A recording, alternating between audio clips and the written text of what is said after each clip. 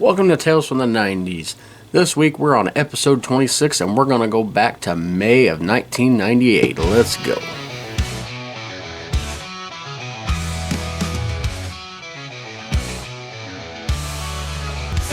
from the 90s never die. In our hearts they testify. VCRs and mixtape spins, where every tale begins. Tales from the crypt, marathons, wrestling wars and more yawns. Play kickball in the street, man those days can't be beat. Tales from the 90s never die.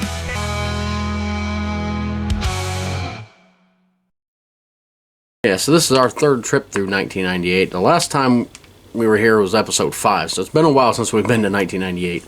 But at this time, I was 14 years old and getting ready to finish 7th grade for the second time and start summer school. So I'll get in a little bit about summer school and some of my memories from there and stuff. Before we get into that, I want to do a brief rundown of all my other stuff. So you see, I got a whole bunch of stuff on here. If you're watching on Facebook, you're just going to get Tales from the 90s on my Tales from the 90s page. But on YouTube, I got all kinds of stuff. And a lot of it I do put on Facebook. Just some I put on my personal page. But we do Friday night karaoke's. This week's going to be Thursday night karaoke again because I have a show Friday in Scottsburg for 4PW. So I won't be available Friday to post that. So I've already got it recorded. It's going to be up Thursday. Sunday Testimonials is a complete different channel, a complete different topic, talking about the Bible and my journey through faith. You know, it's a complete different thing because I didn't want people to think that's something me trying to entertain with. Speaking of entertaining, though, I've got the new Crackhead Dave series going where I do parodies of parodies. Yeah, I like Cletus T. Judd, obviously one of my favorite country comedians ever who does parodies. I'm doing parodies of his songs, but in the Crackhead way. Also got my video game play-alongs. I'm doing random video games. Also going through the Sonic Adventure series. But I got a new series started thanks to my brother. I'm going to call this Norwood Deathmatch. Norwood Celebrity Deathmatch. My brother Josh was like, I wish you could do something like Celebrity Deathmatch, but just all the people we knew through like childhood and stuff. And of course, some of their childhood is my adulthood because, you know, when Josh was in his teenage years, I was, you know, just becoming an adult. So, but it's all kind of lumped in there. We're going to have Marky Foe, just all the characters. And I'm going to make them on the WWE 2K22 game and do simulated matches. And do commentary on them and just give a little background information of like who is this? Who's Hot Dog Neck? Who's Trent? Who's old man Fart Knocker? It will burn you. Some of these references you guys probably aren't getting. I'll explain them during the thing, and you know I don't know exactly what I'm going to do with that. I know I'm going to do a Royal Rumble to start with, but they'll probably have like tournaments and just different matches. You know, what if this person fought this person? Just something entertaining. My brother Josh gave me that idea. I was like, that's $1 million idea for 3 or 4 people. The rest of you won't get it. But also got a bonus episode coming out Tuesday next week on April 15th, which I know is tax day, but celebrate your tax day by me going back and talking about my musical roots. I'll give a little bit of backstory on just my history with my love of music. And then I'm going to go into I tried to get a top 100, but I couldn't exactly get it, and I didn't want to like include people I didn't really like or know much about just to make a round 100. So I got to 95. 75 of my favorite singles, country artists from the 90s, and then 20 of my favorite country duos, bands, groups, whatever you want to call it.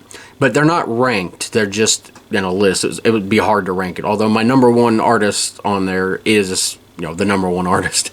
But just be going back through the 90s because, you know, I'm talking about my musical roots. A lot of it's built in the 90s. And this is obviously Tales from the 90s. So I'm trying to keep it in the 90s. Maybe I'll do other decades in the future. Maybe like one-hit wonders even. But That's all on there, and I've got watch-alongs I haven't put out yet. All that stuff you can check out on your own. I'm not trying to make this too long of a commercial. It just seems like I add more and more stuff, and then I got more and more stuff to talk about. I'll try to limit that in the future. But we're going to talk about this week is May of 1998. Getting towards the end of the decade of the 90s. And if you've never seen this before, I'm not going linear. I'm not going chronological. I'm kind of jumping around. Like last week where I was in 1992. This week I'm in May of 1998. And there's a world of change going on, in 6 years.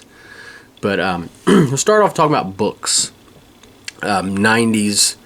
If you're a 90s kid, you definitely were reading Goosebumps. And the original Goosebumps series, I think, was over by then. But they were doing, R.L. Stine did other things. Like, there was a series he'd started and only made 2 books. But the second and last one came out this month of May. It's called Goosebumps 3 Shocking Tales of Terror 2.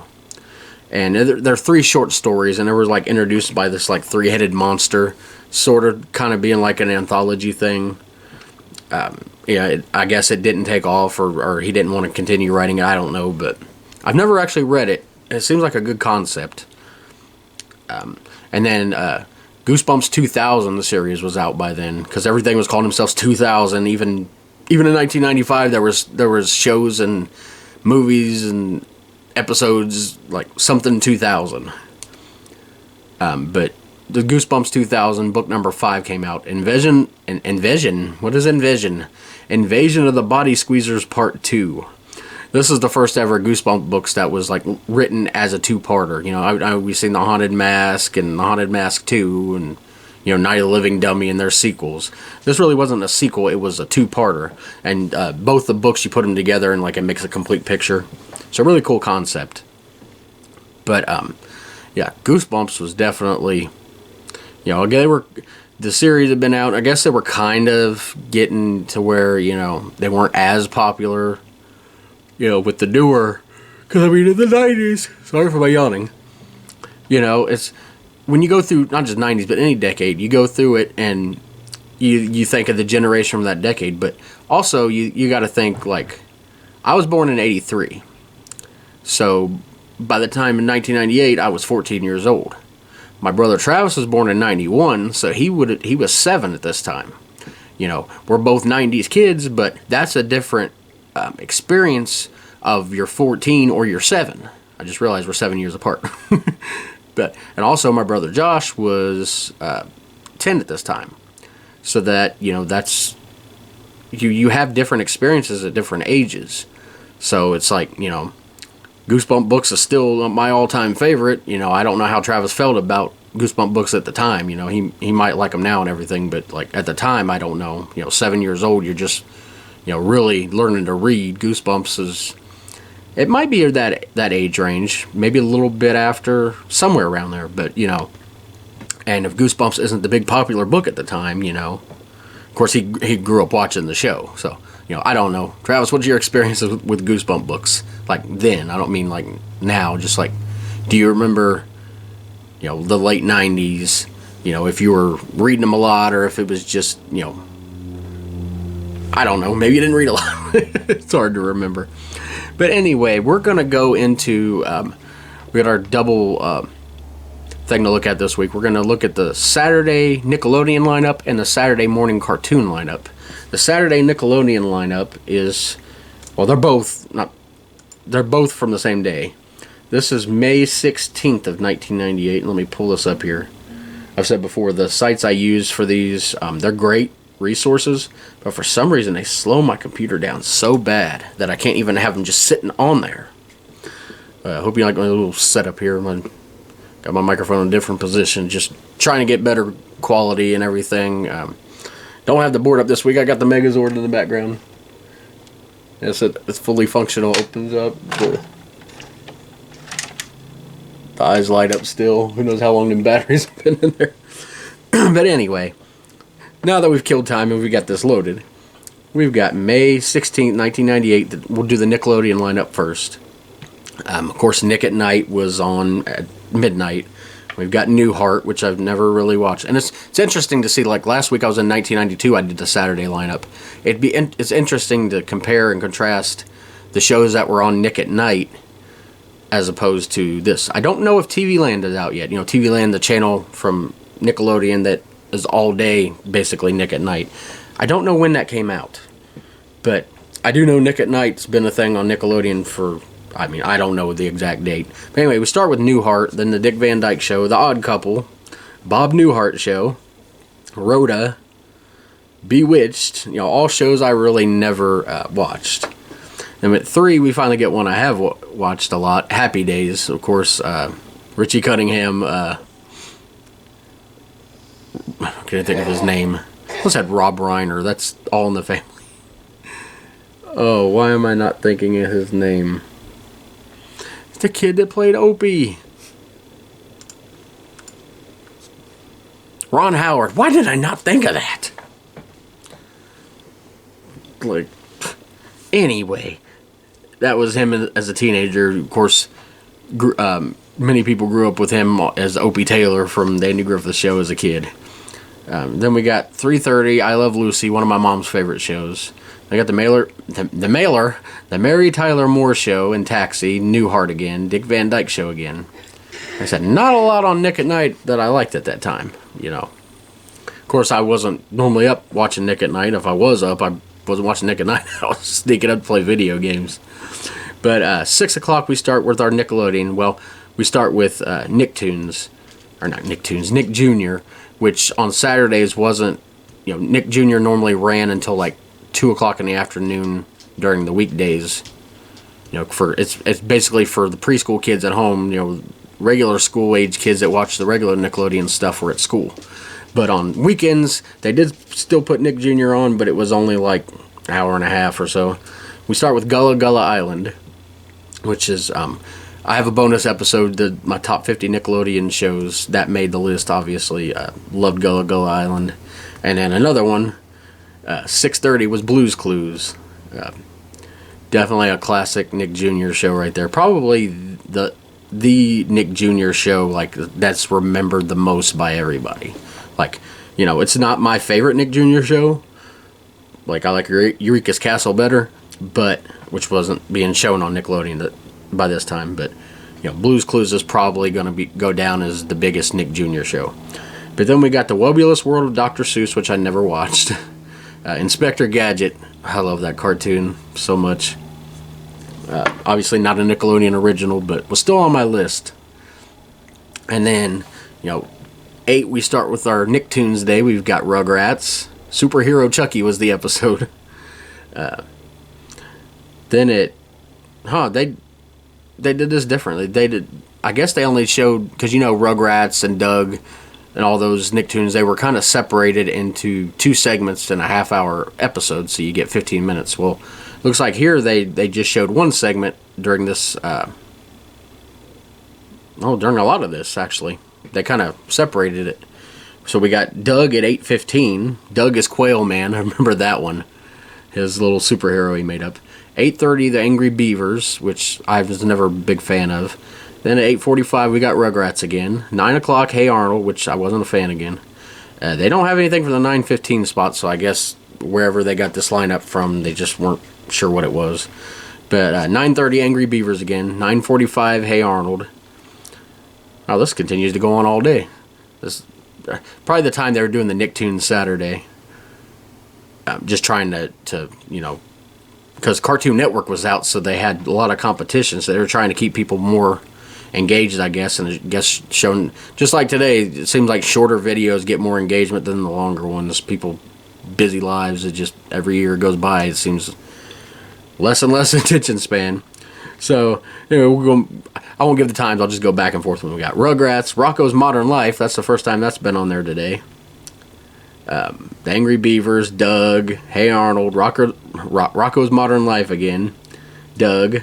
And then at 11:45, we get another one that hasn't been on yet, Ah Real Monsters. Love this one. The episode was called Fistful of Toenails. Just a normal day for Ah Real Monsters. And we got Rugrats.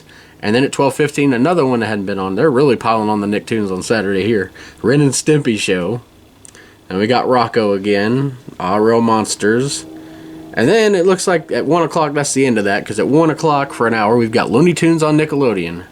I'm glad to see that, because I wasn't watching much Nickelodeon at this time, because it was May, you know, I was in school, so I was, well, the school was ending. I believe, yeah, school had ended back then in May, but still we hadn't, you know, really hadn't a chance to go to my granny's for summer yet, and I couldn't because of the freaking summer school crap. My own fault. You know, my brothers got to go for weeks at a time. I had to stay there for like a month. I think I got to go towards the end of it, but it was like one of the highlights, and I screwed myself out of it, but I'll get into that later. But anyway, it's good to see Looney Tunes was still being shown on Nickelodeon at this time. And then we've got Game Show Time starting at 2. What Would You Do? One of my favorites, with Mark Summers as the host. That was like a variety show meets game show. Then we got Wild and Crazy Kids. That was like field day, like the last week of school meets a game show. Well, it's less of a game show. That and What Would You Do, really less of a game show. They do have prizes on What Would You Do, but really wasn't a game show format. But then at 3, we've got Inspector Gadget again. And at 3:30, one of my all-time favorites, Hey Dude. 4, The Adventures of Pete and Pete. I know I get probably raked over this, but I never liked that show. But at 4:30, Clarissa Explains It All. Love that one. Definitely love Clarissa, if I can say her name. Then at 5, we got The Wonder Years. That was a kind of a weird show to be shown on Nickelodeon. Like during that time, I guess they were, it hit syndication. That was, I believe, late 80s. Just kind of a strange one with all the new Nickelodeon stuff that they put that there. But anyway, 5:30, we got Tiny Toon Adventures. Love that show. That show was crazy.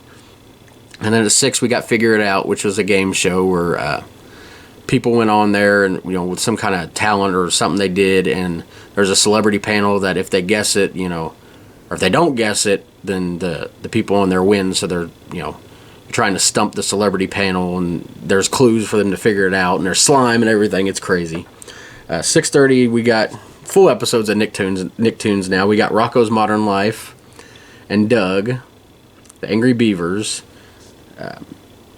and then it looks like Snick.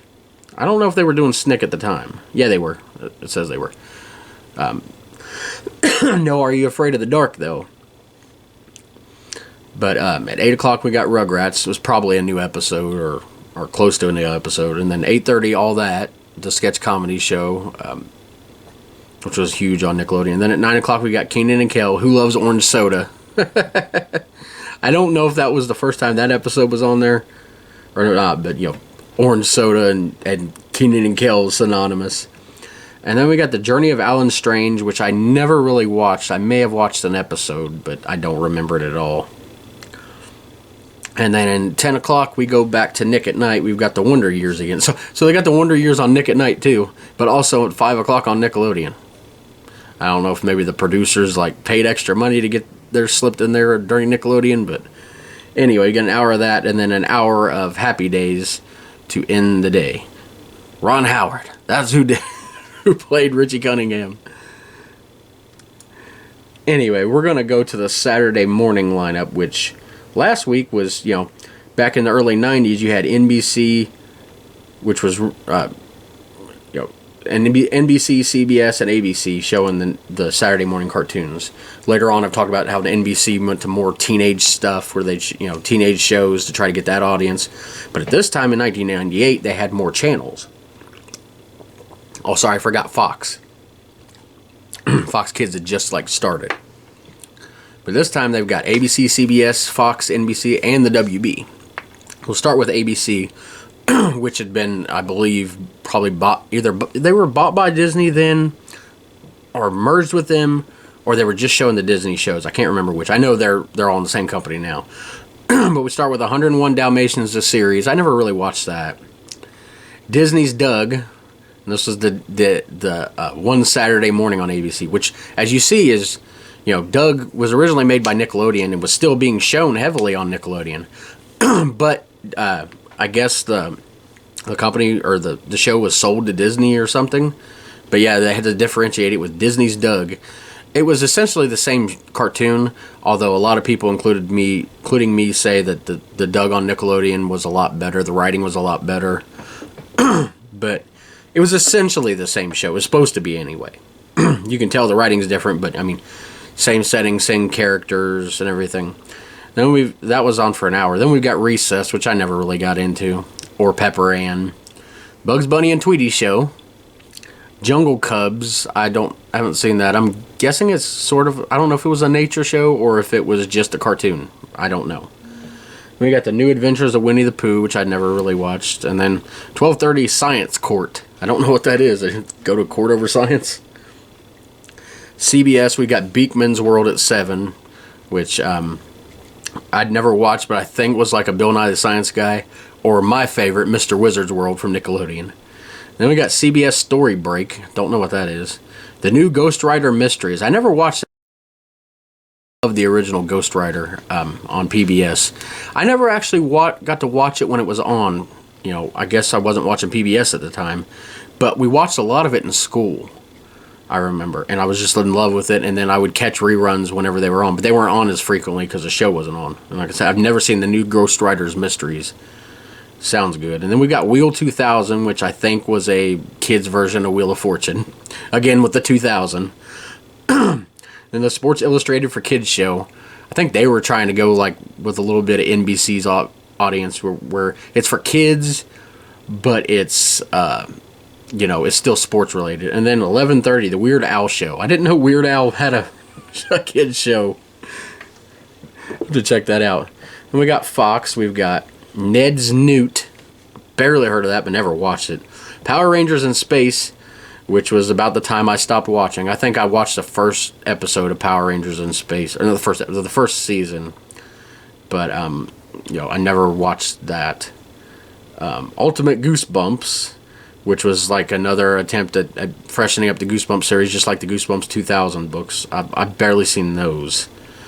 Erie, Indiana, The Other Dimension. I actually watched an episode of this a few weeks ago, because I'd seen the original Erie, Indiana, but never seen the Other Dimension, which is basically Erie, Indiana, but in another dimension. I've seen the first episode of that, and it has the kids from the original Erie, Indiana, and they're kind of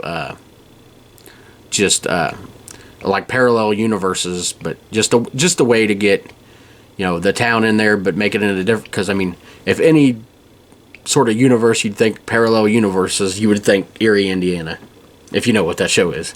And then at 10, we've got Ultimate Goosebumps. Look, it says series finale, so it was the end of that one. It's called Teacher's Pet. Then we got Toonsylvania. I've never seen that one. I don't know what that sounds. Not horror, but sort of in that vein. We got Sam and Max Freelance Police for an hour or a half hour. I don't know what that is. Silver Surfer, the animated series. Never got into that. It was the series finale of that. Then we'll see NBC. We'll show you what I'm talking about with the teenage stuff. Got Saved by the Bell, The New Class, which I've seen here and there episodes. Not one of my favorites.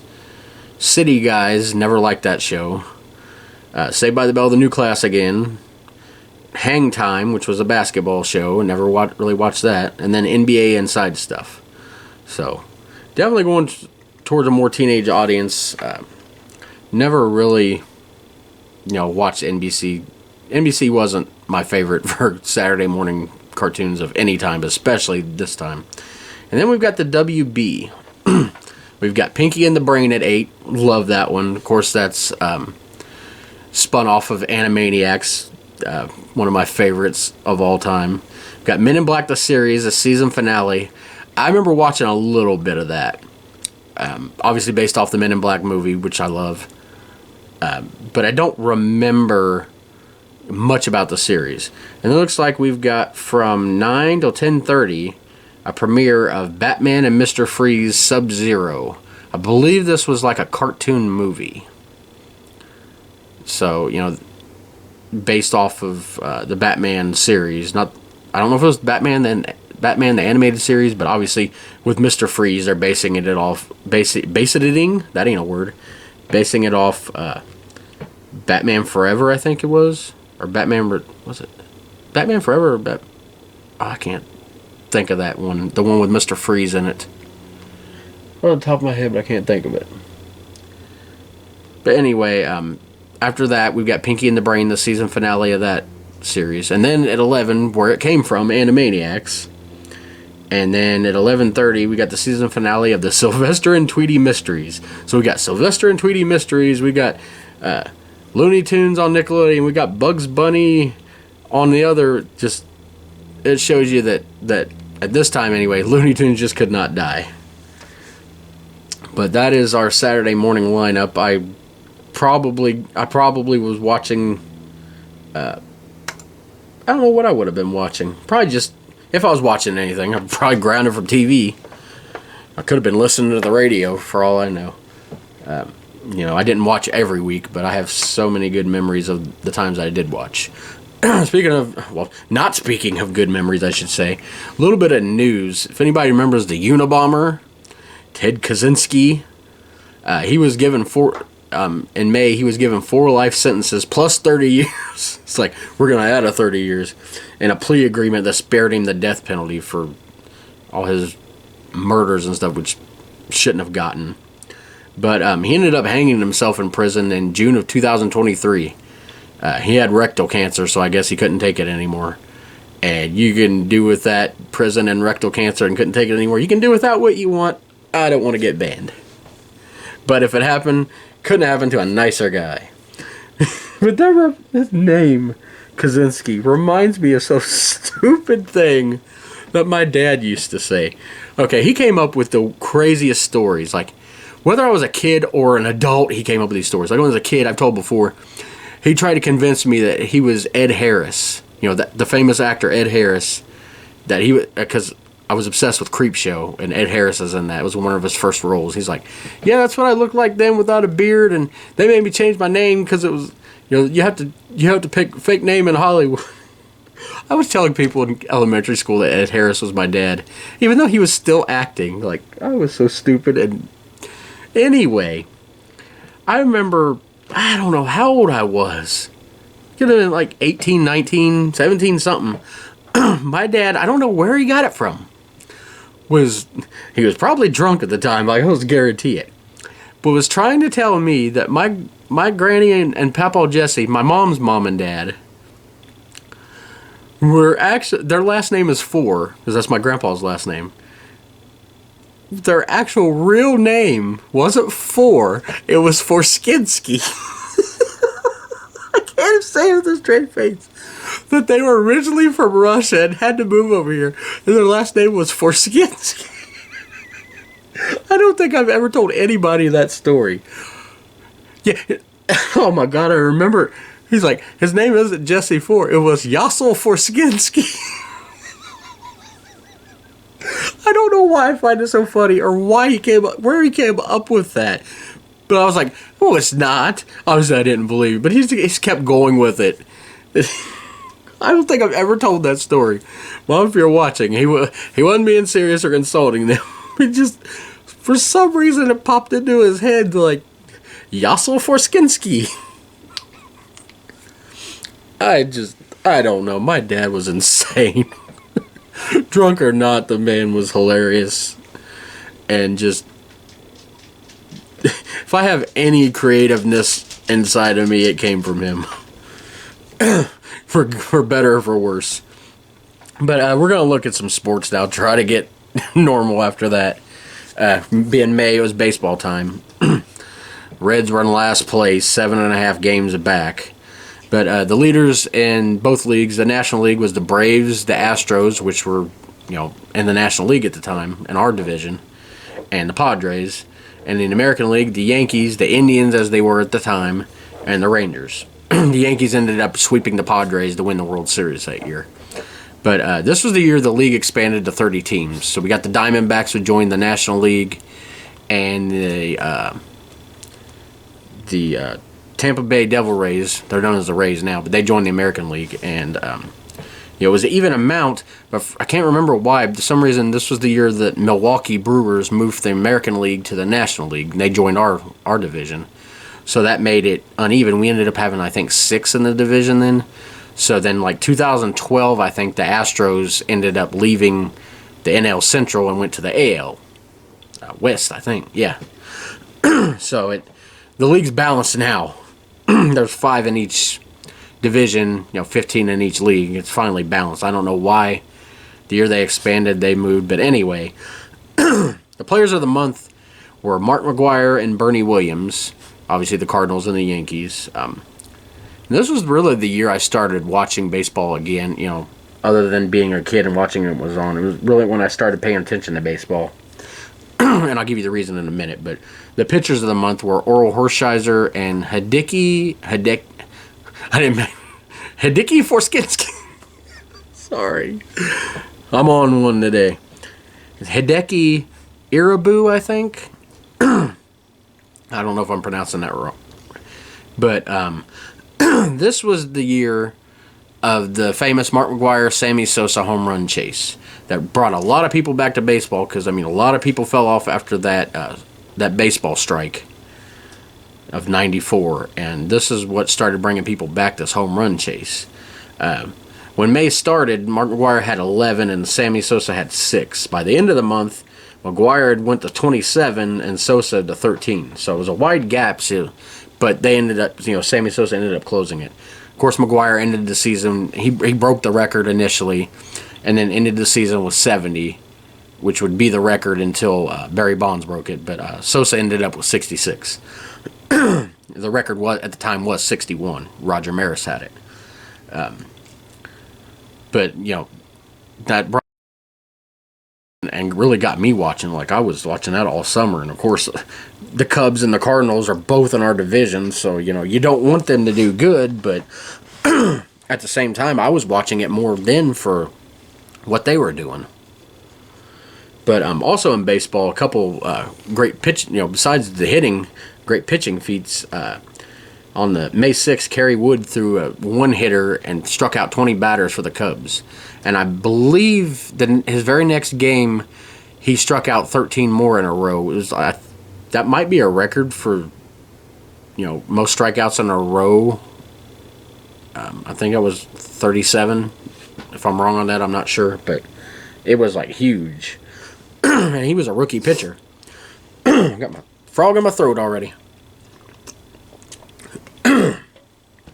But also, is equally impressive, if not more impressive, depending on how you look at it, David Wells for the Yankees threw a perfect game to beat the Twins. I think it was the 15th perfect game in history at the time.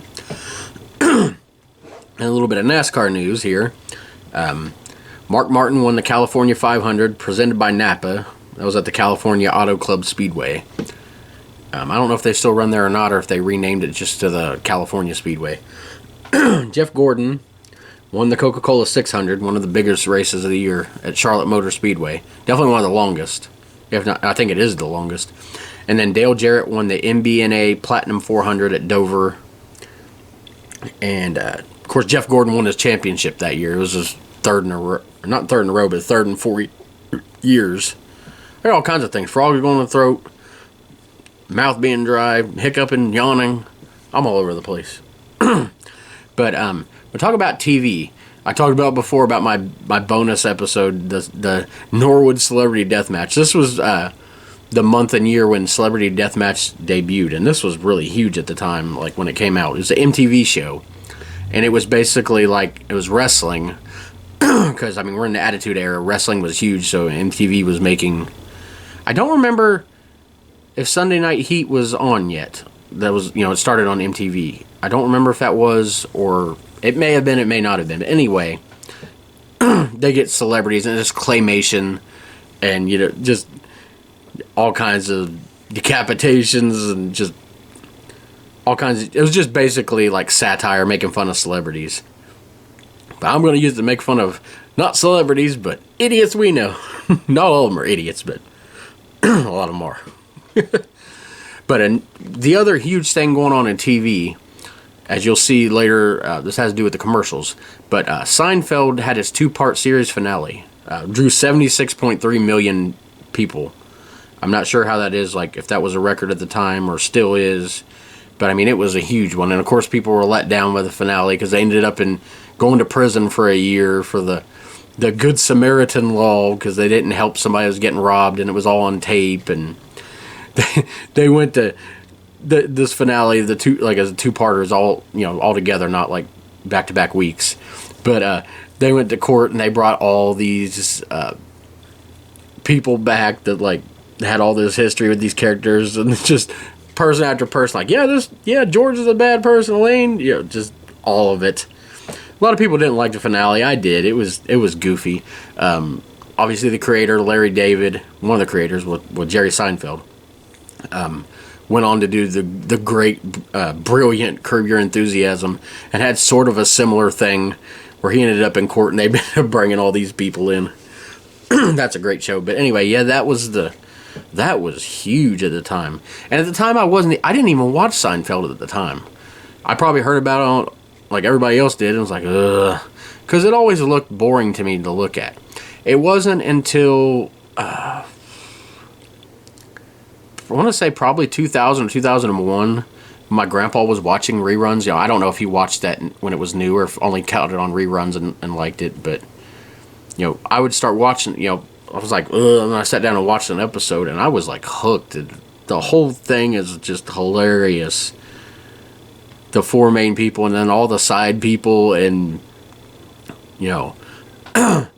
just so much hilariousness in that show. Hopefully I own it all on DVD one day. I've got 3 seasons of it. I would love to own that. That was like, that they always talked about the water cooler talk, because everybody in like businesses where they'd stand around the water cooler getting getting water. They would, stand there and talk about, what's going on in the world. And, that was, besides news, pop culture-wise, Seinfeld, was, especially at that time, they went off, like, the greatest, like, one of the greatest send-offs ever, as far as, like, say what you want about the finale. I actually liked it, like I said, but, like, as far as, like, height of popularity, they probably could have had more seasons, but they quit, like, right when they were at their peak, I feel like. And then movies, I haven't done movies the last couple episodes because there hasn't been any that were released that I really liked. This month is only one of them, and I didn't watch it until much later on, because I remember specifically them running this movie, and I was grounded for some reason, which sometimes I deserved it, sometimes it was just Marky Foe being Marky Foe. If you don't know Marky Foe, he was my stepdad at the time. But this movie is Jim Carrey's The Truman Show. One of his first, like, serious roles. If basic synopsis is Truman finds out he's, his whole life he'd been, like, on the show, The Truman Show. It's a reality show. And speaking of Ed Harris, I believe he was in this. I think he was the director or producer, one of the two. If I'm wrong on that, let me know. But he ends up finding out that like he's seeing cameras and things that shouldn't be happening, and he ends up getting on like this boat, like going to the very end, like this giant studio world that they created for him, and like opening the door and walking out. It's like it really predicted the way that reality TV would be. You were seeing reality TV starting then, of course. You had stuff like Cops and stuff, but I mean like the reality shows of, the real world. Oh, that's not real.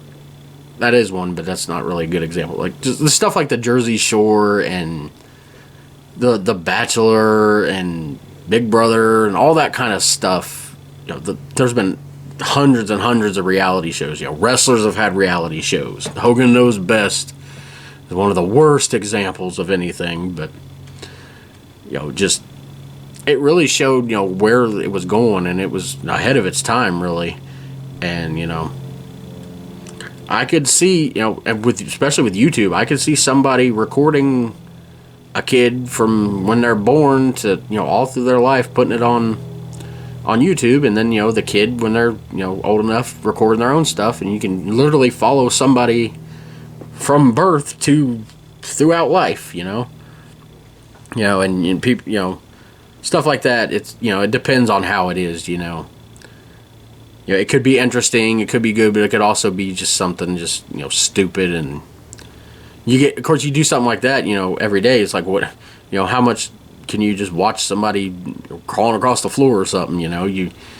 you got to add stuff to it. And that's when reality kind of goes into what reality TV really is, you know, they say it's not scripted, but you can tell half the stuff on there is scripted. I don't want to get on too much of a tangent on that.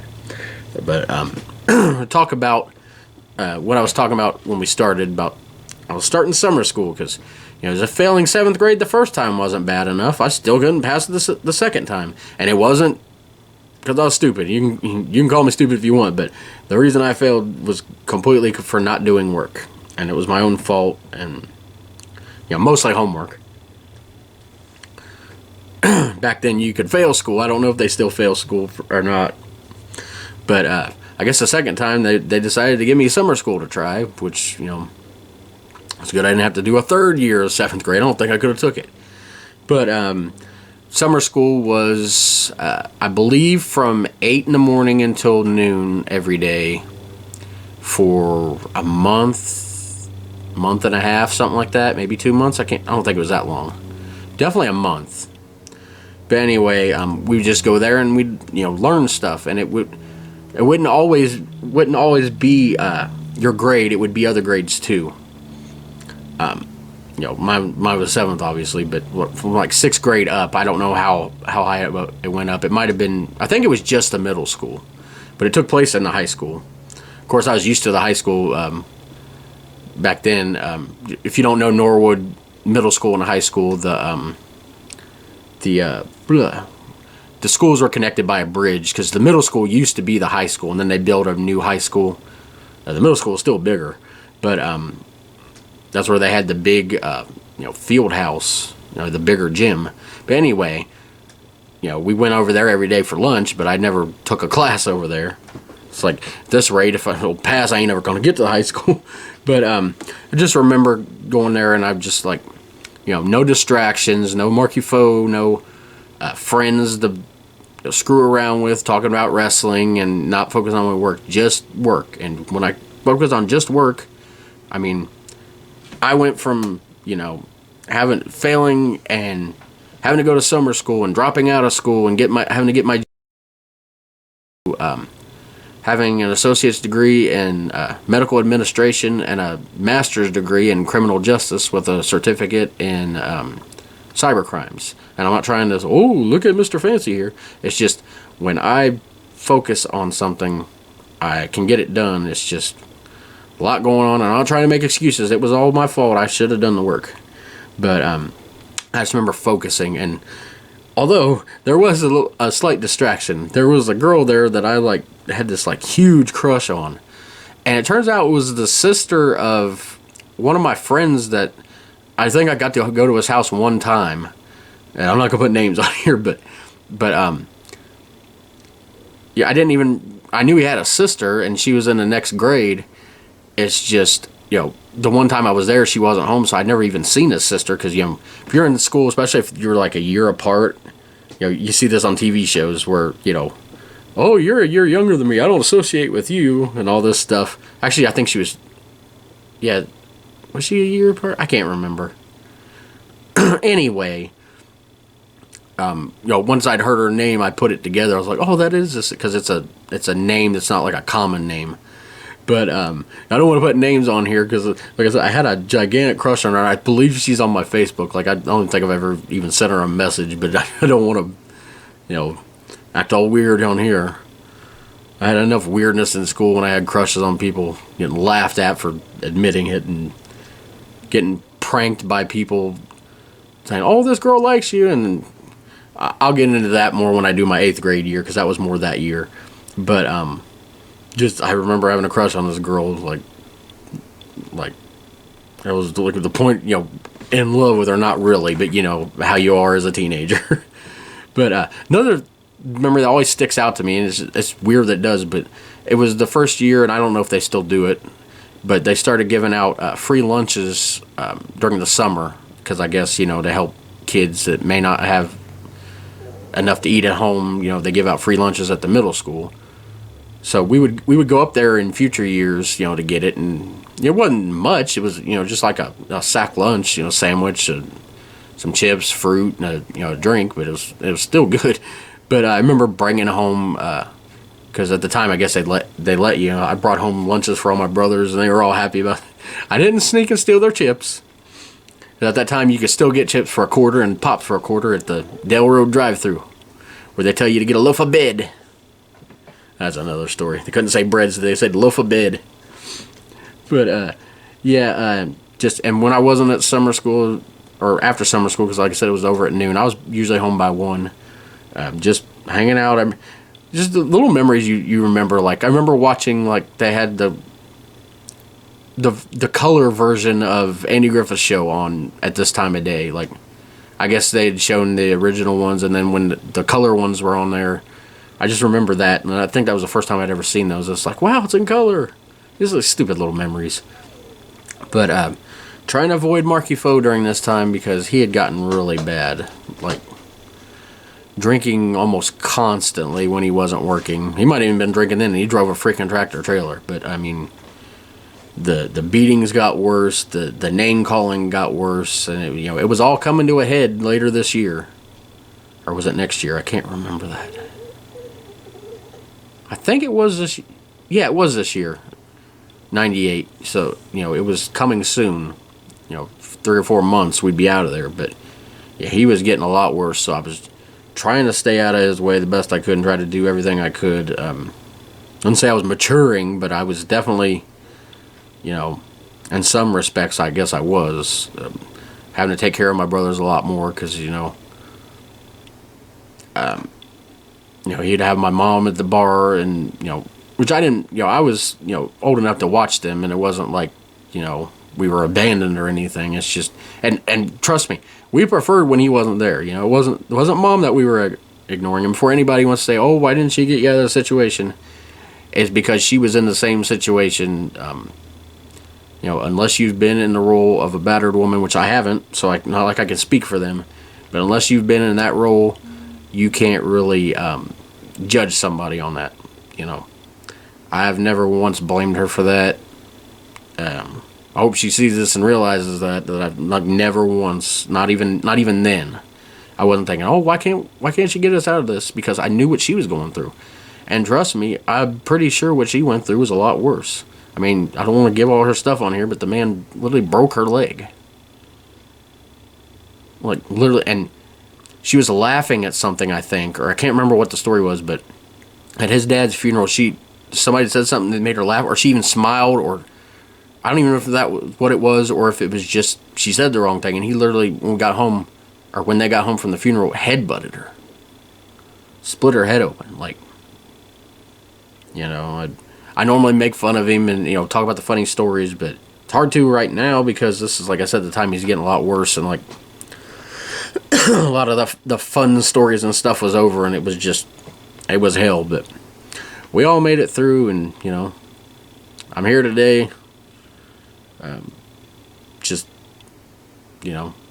If you're in that situation, if you need some help, I'll freaking come and help you out. I don't care who you are. I don't care if I never met you before. If you're in some kind of abusive relationship, or your kids I don't think kids be watching a video from Tales from the 90's, but if you're getting abused by your parents, I will freaking, I am all about helping people. But anyway, I'm not trying to bring this whole thing down. It's just, talk about a certain time period. You got memories. I don't want to make this just like, this happened, this happened, this happened. I want to kind of give my personal experiences and, not sugarcoat anything. But we're going to move on to commercials now. I've already filmed this one. And like I said before, commercials had something to do with this. I actually was looking up commercials from the finale of Seinfeld. And I found these. These are the final commercial block at the very end of the show. Obviously not showing the show because I'd get copyright on this quick as I put it up. But these are from a Montana NBC station. Couldn't find my local one. Just the final commercial, like final 10 minutes of commercials from Seinfeld. And like I said, I've already filmed it. There's a lot of Seinfeld references in the commercials. And these commercials were like $1 to $2 million for a 30-second ad, which was big then. Of course, Super Bowl, was famous for that, but not like just TV shows. But we'll go to those now. Alright guys, we're going to get into these commercials now.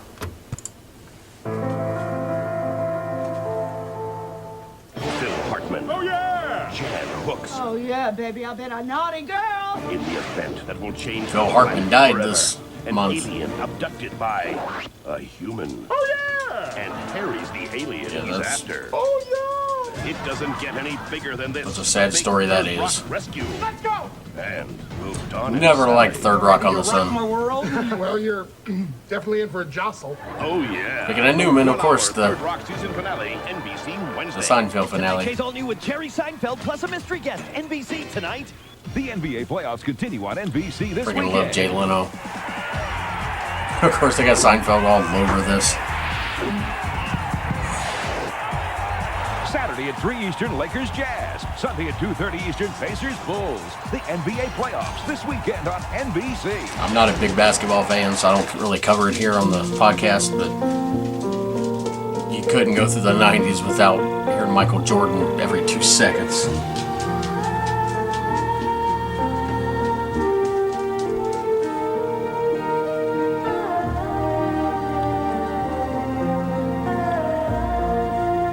No idea what this commercial is. And these are commercials, the last commercial block that aired during the Seinfeld finale. Costs like $2 or $3 million, I think, for a 30-second ad, or $1 to $2 million, I think. I know that's not Super Bowl crazy, but that even for $98, that was crazy.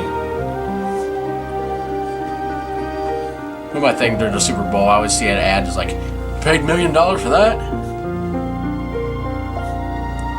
Okay. Why did they just show a? I don't even know if I can show that. Montana Power Company. That was weird. You know what makes Coors Light special? It's perfect. Almost anywhere. Anywhere there's a fan craving a taste of the Rockies. Yeah, I'm definitely blurring that out. That Cold was Coors Light belongs. that was It's weird. somewhere an athlete Even for is playing 98. sports and someone else, a fan, is watching him play sports. Well, then that's where I'll be. Because that's where a frost. I can't remember his name, but he was annoying. Now who wants one? Cold Coors Light. You, sir, in the blazer. You, sir, with that putter. Put that stick down. Pick this beer up. Gene Shalit, the Today Show, calls Quest for Camelot exciting and enchanting. I don't think I've ever seen that. After entertainment. Thank you very much. Quest for Camelot. Rated G. I don't ever believe anything Starts Siskel and Friday, Ebert 8:15 said. At a theater near you. They were annoying.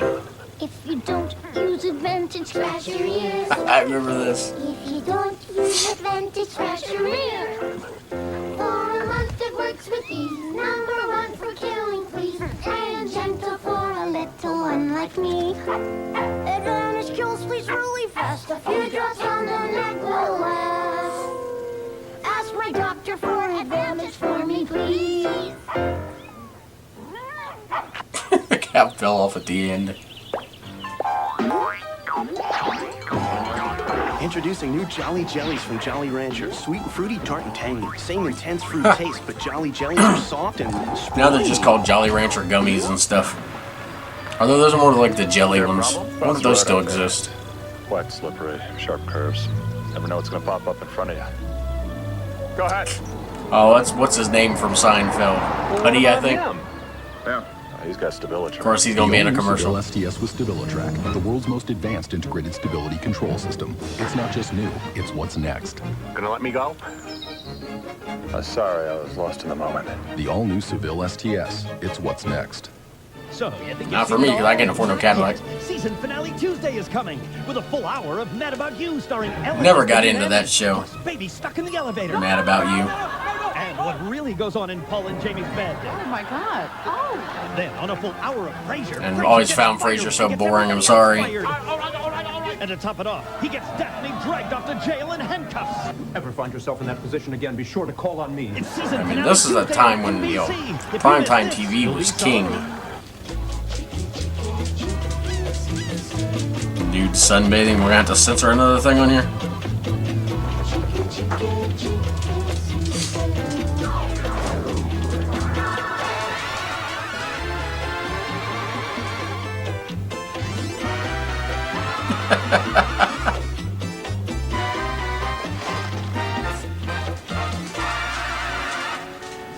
So it says, get drunk and it don't matter what you do. Water must be cold. Size 4 Another Seinfeld reference. $18 over internet. And They were straight kids, Jerry! $72 over internet.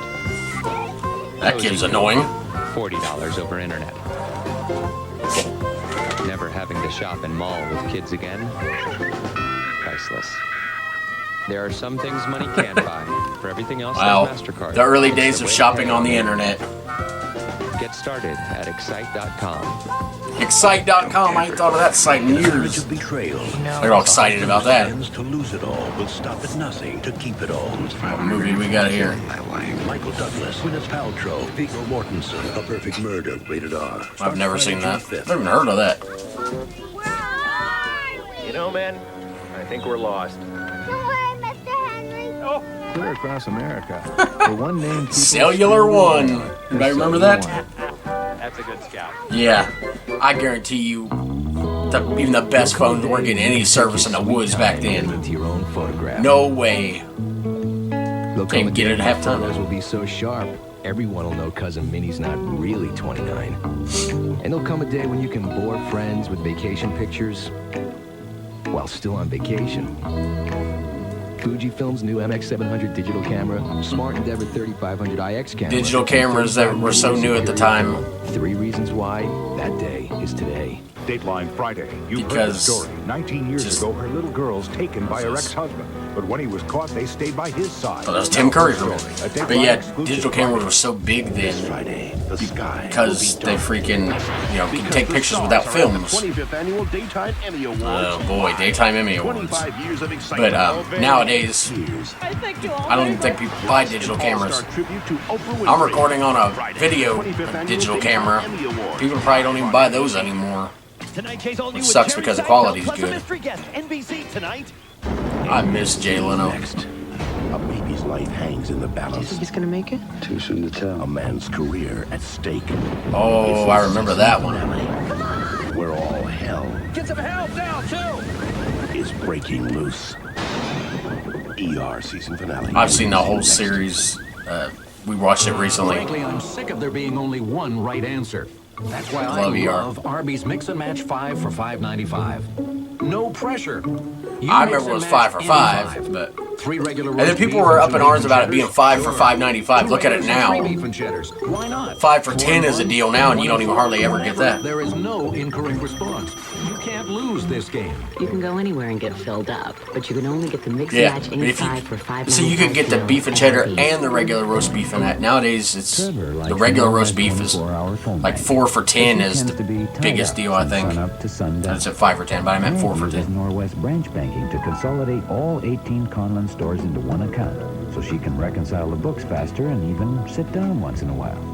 The Hagans use the Norwest Instant Cash ATM network to grab cash all across the state, because you never know. So this is the stuff they're like, the Instant Cash network of the ATM. Like, it's hard to believe they're, but it's funny now, but at the time it was revolutionary. On NBC 6 and 42.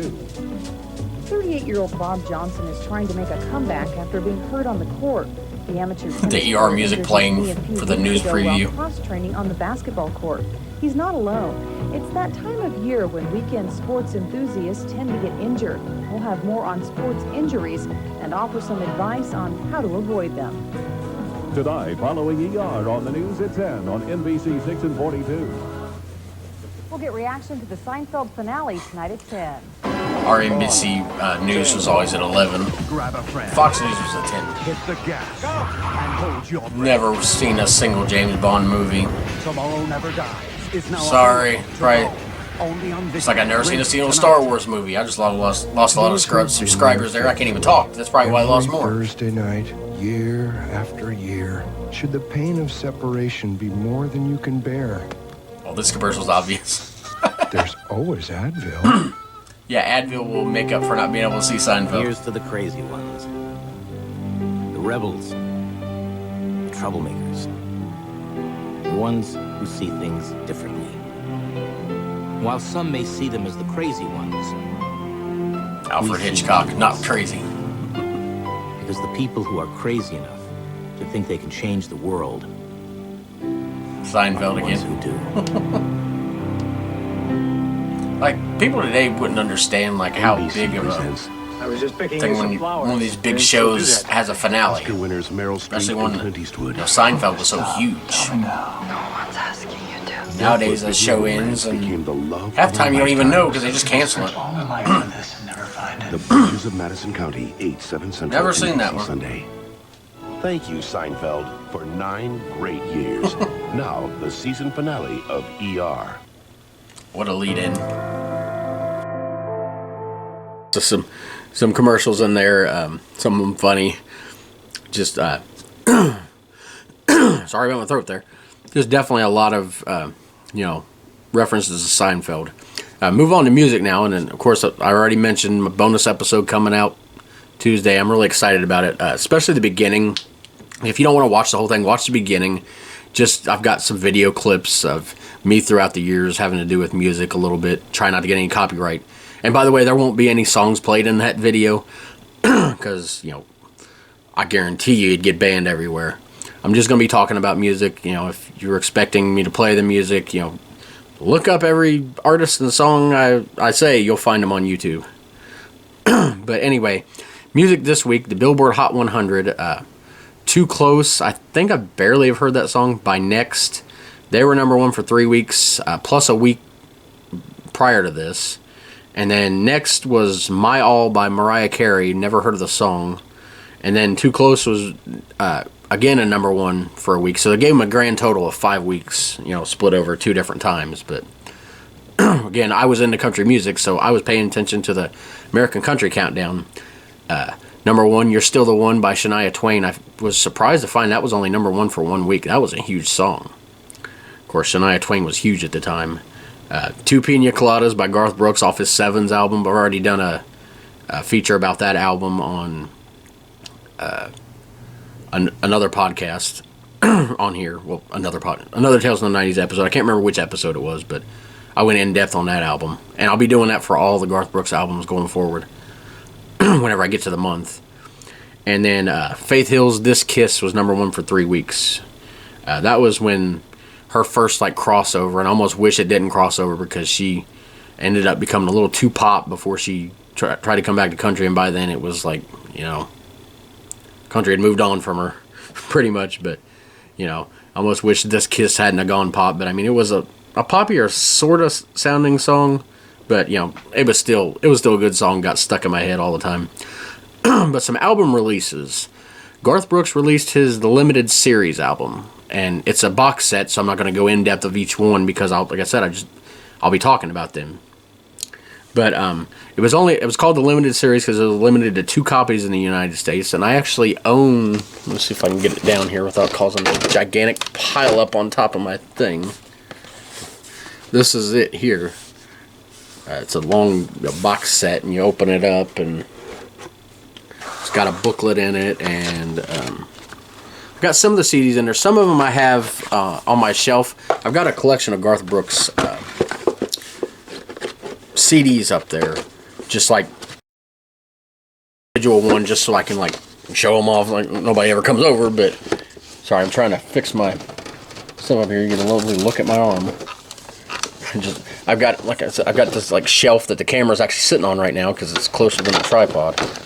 But anyway, I've got that box set, and only 2 million were in the U.S. and I don't know how many were overseas, but they obviously sold out quickly. I didn't have it at the time. I didn't get that till much later. And it actually, I'd first encountered the limited series when going to a CD game exchange in Norwood. It was one of my favorite places to get used CDs and games and movies and all kinds of stuff.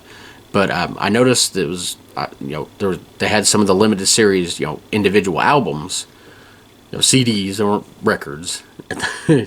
The records were kind of out at the time. Now they're in, but they're expensive. It's I'm not gonna spend $30 to buy a record to manually play when I could just already got it on my computer. Anyway, what the limited series was those first 6 albums, and each one had. Oh, by the way, first I should mention that this beside the fact that it sold out, it debuted at number 1 on the country and the pop charts. Went straight to number 1 as soon as it came out. But contain his first 6 albums, and with a bonus track on each one. And I'll go through the bonus tracks, not like each individual album, but on his Garth Brooks. And let me see if I can. Give me a second here. I'll show you the difference here. Stare at the. If you watch my old videos from like 10, 12 years ago, you just have this thing called the technical difficulties walls, where you just stare at the freaking wall.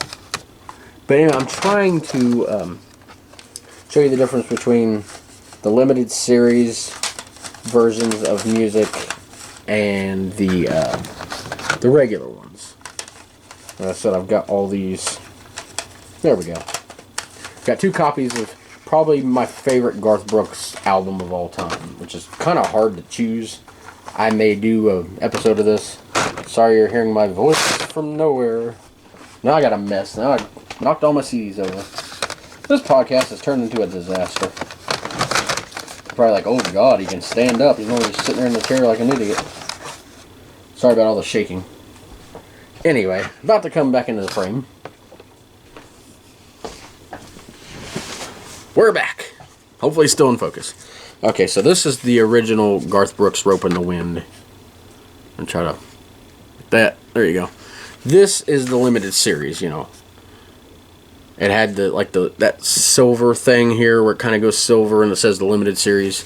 And it's not just the cover. Like I said, they each have a song on them. His first album, the Garth Brooks, you know, self-titled album, was... the bonus song was called Uptown Down Home Good Old Boy.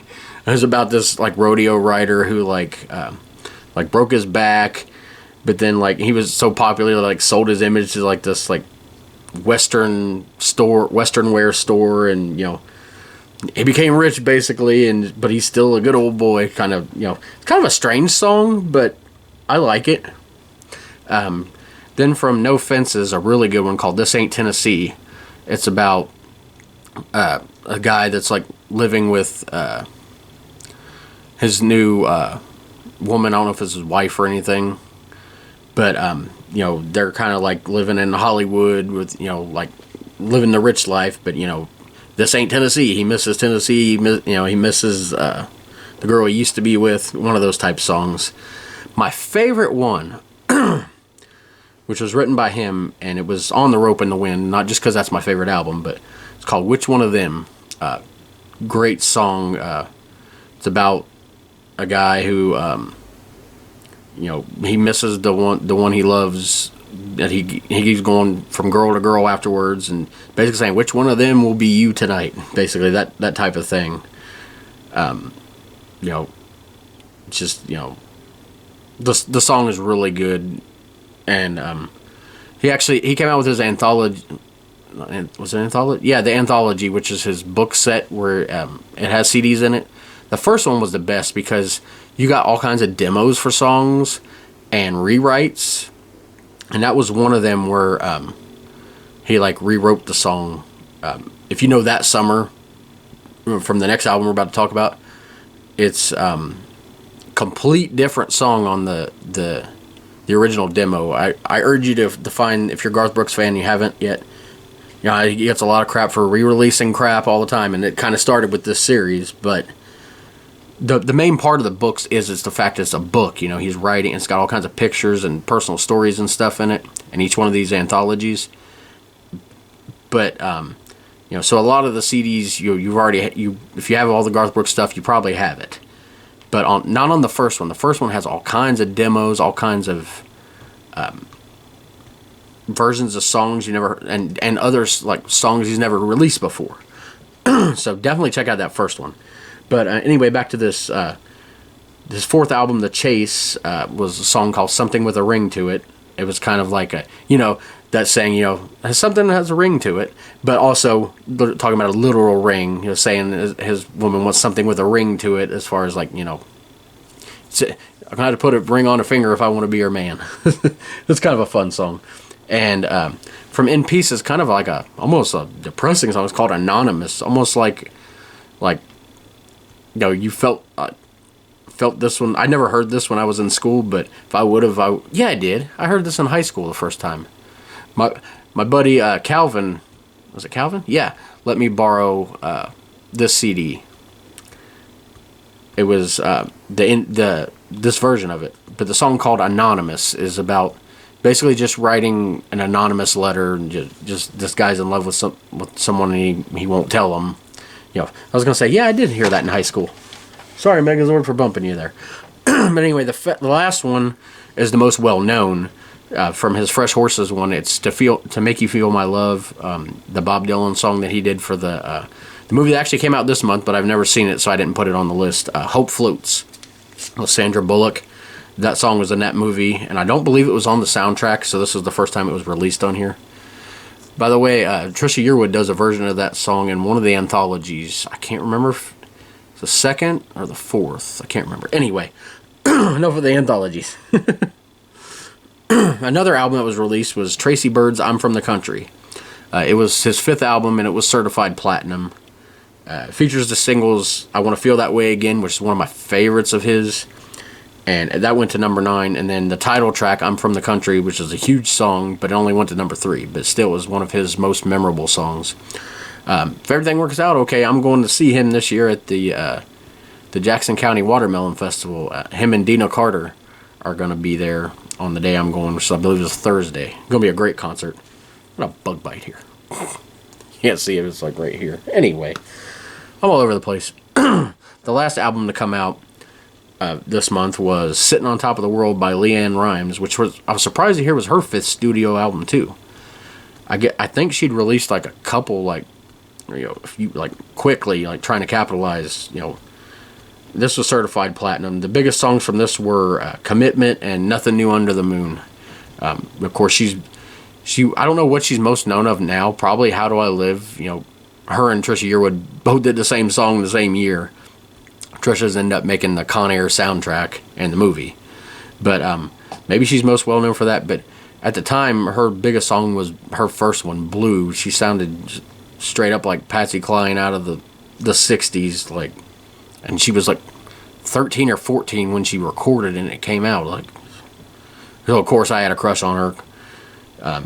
We were, you know, she was a little older than me, but not by much. But, you know, obviously the teenagers like, hey, it's one of me, you know, like, oh yeah, she's really gonna, you know, come here and go out with me. Just, you know, it's cool when you're a certain age and you see a celebrity, you know, or especially in your favorite kind of music, doing it. Like I can't explain now how big LeAnn Rimes was at the time, like in '96 when she came out with, I think was when she came out with that. But I mean, it was like wow, someone's like a young person like me and like doing this, you know. At the time I thought I could sing. I couldn't sing worth crap. But I always had the dream of being a country superstar. Still have that dream. But sadly, like, my dream died. I had to segue there. Although this is sad. A couple important music figures died in May. May 7th, Eddie Rabbitt died. My favorite songs of his were I can't think of it. Like, oh yeah, he was real. But my favorite, Driving My Life Away, was one of his biggest ones, and The Wanderer, which was a cover, but, and then just, you know, he died of lung cancer. But I didn't like a whole lot of his work, as you can tell. I'm trying to remember what the songs that I do like. But he had a lot of popular songs, and he was more like the pop flavored country. So like I said, I didn't like a whole lot of his stuff, but a lot of people did. He was definitely popular in his time. And then one that I don't listen to any of his music, but I know my grandpa had a CD, and was Frank Sinatra died on May 14th. We're going to wind up the show this week. We're going to talk a little bit about wrestling. Of course, one of my other loves. This was the time ECW was on pay-per-view, so you had 3 pay-per-views this month. We'll start out with ECW WrestlePalooza from Marietta, Georgia, May 3rd. It was the 3rd WrestlePalooza to come out, and but it was the first on pay-per-view. And then RVD defended his ECW World TV title against Sabu, and it ended in like a 30-minute time limit draw. This was the time when him and Sabu were starting to feud, but then they would start like randomly teaming together, and they would go through that run where they'd become tag team champions, and they hated each other. RVD was always trying to show off and get the pin. Sabu was just standing there looking pissed off half the time, and Fonzie, Bill Alfonso had to stop Sabu from attacking RVD. It was a weird dynamic that never really resolved, I don't think. They never really went from like a full-blown feud or just becoming, great friends. I mean, I guess later on they did like storyline and, but not like in the original ECW. But the main event that night, Shane Douglas, the ECW World Champion, retained his title, defeating Al Snow. And Shane was injured at the time, so the match wasn't the best. And he took some time off after that, and that's when Taz was chasing him for the title, and Taz came out with, since he couldn't face him with the title, he came up with that FTW title he came up with. But WCW Slamboree was May 17th. It was the 6th Slamboree. Dean Malenko defeated WCW World Cruiserweight Champion Chris Jericho to win the title, and this was right after the battle. They had a Cruiserweight Battle Royal where Jericho was making fun of everybody, and Dean Malenko won that, but he wasn't supposed to get another title shot. But he dressed as one of the luchadors, Ciclo, I can't, however you say it. Anyway, he won the Battle Royal, like Juventud Guerrera, I think it was, or was it La Parca? One of the two. I think it was Juventud Guerrera, like eliminated himself, like shook hands with him. And Jericho was like, "What's going on?" And then he took the mask off. Instantly had to face face Malenko, and then Malenko ended up winning the title. It was a great story. Main event, Sting and the Giant defeated WCW World Tag Team Champions, the Outsiders, to win the titles. But they didn't really get along, and they ended up facing each other later on in like a singles match where the winner gets both titles and gets to pick a partner. And WWF Over the Edge in Your House from Milwaukee,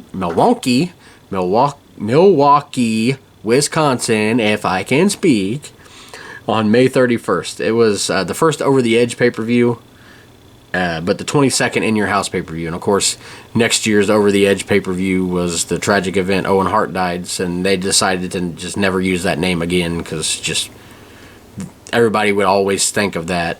But this wasn't that event. I'm dying here as I talk about that. This was the first one, like I said. And the Nation of Domination had a big 6-man tag team match. D'Lo Brown, Kama Mustafa, who, of course, went on to become, and is most popularly known as The Godfather, and Owen Hart. They defeated DX, which was the team of the New Age Outlaws and Triple H. And the main event was that huge WWF title match. Stone Cold Steve Austin defended against Dude Love, who like went corporate with Vince. He's wearing the suit and stuff. This was their second pay-per-view match in a row, I think. But this is the one where Vince was a special referee. Pat Patterson was the announcer. Gerald Briscoe, those two, the Stooges, he was the timekeeper. And then they put Undertaker as a special enforcer because Undertaker and Stone Cold, weren't on good terms, and Vince thought he was going to help him. And it ended up backfiring. He ended up taking out the Stooges and forcing, I think he forced the ref to count the pin. Yeah, because it was Vince. He's like, the thing was, the match only ended by my hand alone. You couldn't use another referee, but Vince was like knocked out, so Undertaker took his hand, and just great time. Especially, you can definitely see the WWF show was, becoming, getting a lot better than the WCW one. Sadly for me, because I was always a huge WCW fan. There's a bunch of title changes this month. It was weird. It was for the WCW World TV title, which you can tell wasn't that taking it seriously, because one, most of these changes took place at house shows. If it's a TV title, it's supposed to be defended on TV. I guess you can defend it at house shows, but the main purpose is, originally for the TV title, that that title is going to be defended every week. There's always a time limit on that because TV time limit. But they were just treating it like crap here. Booker T defeated Chris Benoit May 1st on a house show. Then Benoit won it back the next night. And this would continue back and forth until May 4th. Fit Finlay defeated Booker T for it on Nitro. And then held it for like a month. But it was just weird that would continue like that. But Thank you guys for joining us for this episode. I hope you guys have enjoyed it. Looks like I can see my camera here. I'm close to it. Like an hour and 9 minutes, so not a super long one as sometimes can be. Next, make sure you check out the bonus episode if you're into 90s country. Like I said, I won't be playing any music, but I'll definitely be talking about it. I'll have a good time with that. The next time I'll be with you on the podcast, the main one, Tales from the 90s, will be in episode 27. I can't believe we're already 26 now episodes into this, and I haven't missed a week yet. Thanks to Spectrum, I've been late with it, but haven't missed a single Wednesday upload. Never know exactly what time it's going to be uploaded, but it's on there. You can find it on, whether you're watching here on YouTube, I say you can find it. Well, obviously you're watching, you found it, but the 3 places you can find it are YouTube, Facebook, the Facebook page, plus I share it on my personal one, and also the audio version on Spotify. Same with the bonus episodes. Spotify is the only one. Spotify only gets the main episode and the bonus episode, unless it's video heavy, and then I probably won't put it on there just because, you're listening to it for one, and two, if you put too much like music stuff on there, they, since it's Spotify, they're a music streaming service, they'll get you quickly with the copyright and get it kicked off there. So, not even gonna chance that. But anyway, that will be next week on April 15th. But next time when you join us for the main podcast, it'll be episode 27, July 1995. Going about the middle of the year and about the middle of the decade. At this time, I was 11 and in between 5th and 6th grade, and we'll be talking a little.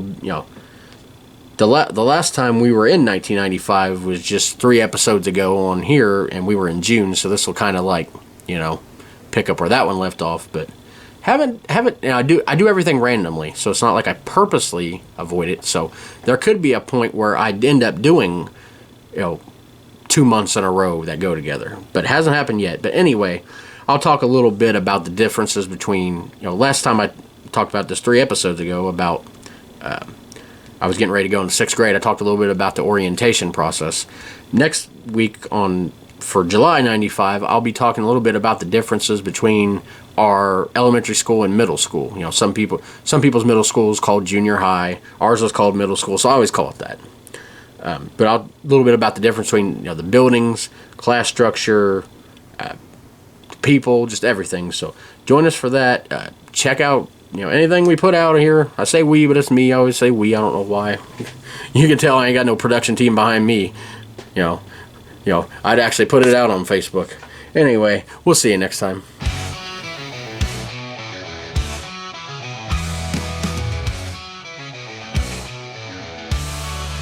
Tales from the 90s never die. In our hearts they testify.